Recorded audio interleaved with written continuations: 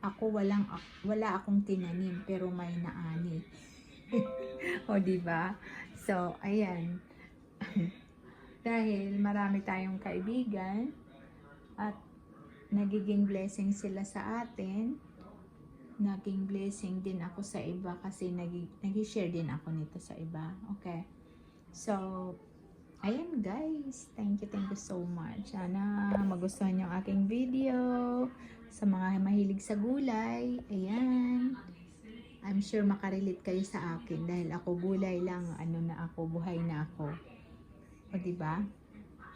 So, thank you guys. Bye.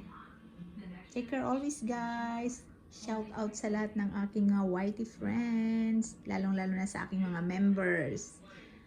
Bye-bye.